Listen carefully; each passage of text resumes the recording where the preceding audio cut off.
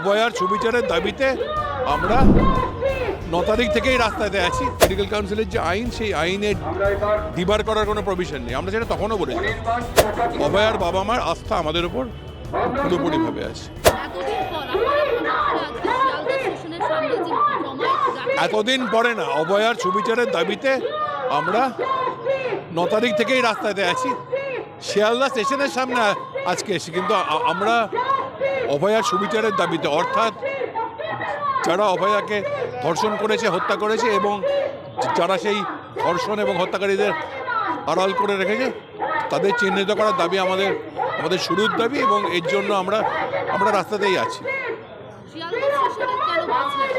শিয়ালদা স্টেশনটাকে বাঁচিনি। শিয়ালদা যেহেতু স্টেশনের কাছে আদালত, তার কাছাকাছি একটা জায়গায় আমরা প্রতিবাদ সভা করতে গিয়েছি। আদালতের সামনে পুলিশ আমাদের পারমিশন দেয়নি, তাই এখানে আমরা প্রতিবাদ করছি।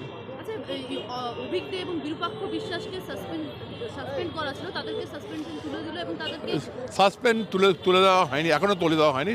তুলতেই পারে, সরকার তুলতেই পারে। অভিজ্ঞ এবং বিরূপাক্ষ বিশ্বাস, তাদের সম্বন্ধে বিভিন্ন অভিযোগগুলো যখন আসতে থাকে প্রতিবাদী জুনিয়র ডাক্তারদের পক্ষ থেকে, তখন সম্ভবত তাদেরকে শান্ত করার জন্যই মেডিকেল কাউন্সিল একটা নির্দেশ জারি করেছিল যে মেডিকেল কাউন্সিলের যে অ্যাক্টিভিটি, তার থেকে তাদেরকে ডিবার করা হচ্ছে।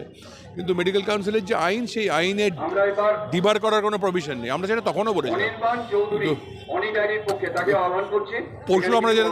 পরশু আমরা যেটা দেখলাম যে একটি মিটিং হলো, যে মিটিংটি একটাই হওয়ার কথা ছিল, সেই মিটিংটাকে আমাদের জমায়েতের খবর পেয়ে সেটা মিটিংটাকে এগিয়ে 10টায় আনা হলো, 10টায় করা হলো, এবং তাতে অভিজ্ঞ এলো। মানে যার বিরুদ্ধে, যাকে ডিবার করা হয়েছে, যদি সেই ডিবারটাকে তোলারও ব্যবস্থা হতো, সেটা তো তার অনুপস্থিতিতে করার কথা, তো তাকে নিয়েই মিটিং হলো। আচ্ছা, কয়েকদিন আগে আমরা দেখলাম যে নির্যাতিতার মা বাবা বিধানসভায় গেলেন রাজ্যের বিরোধী দলনেতা শুভেন্দু অধিকারী এবং বিজেপি নেতা সজল ঘোষের সঙ্গে। কোথাও কি দাঁড়িয়ে ডাক্তারদের উপর ভরসা হারাচ্ছেন? এইটা আমার মনে হয় না। একজন মানুষ যখন সংকটে পড়েন, তখন তিনি পড়ে যায়, তখন সে কুটো ধরে বাঁচতে চায়। আমাদের অভয়ার বাবা মার প্রতি আমাদের অন্য কোনো রকম ফিলিং নেই। ওরা আমাদের সঙ্গেই আছেন। মানে আমরা চাইলে ওরা আজকেও আসতেন, কিন্তু আমরা মনে করিনি আজকে মানে বারবারই একই কথা তারা বলবেন। তার যে কষ্ট, তার মধ্যে দিয়ে তাদেরকে যাওয়ানোর কোনো মানে আছে। অভয়ার বাবা মার আস্থা আমাদের উপর পুরোপুরিভাবে আছে। প্রতিবাদের যে ঝাঁজ ছিল, সেটা কমে যাচ্ছে।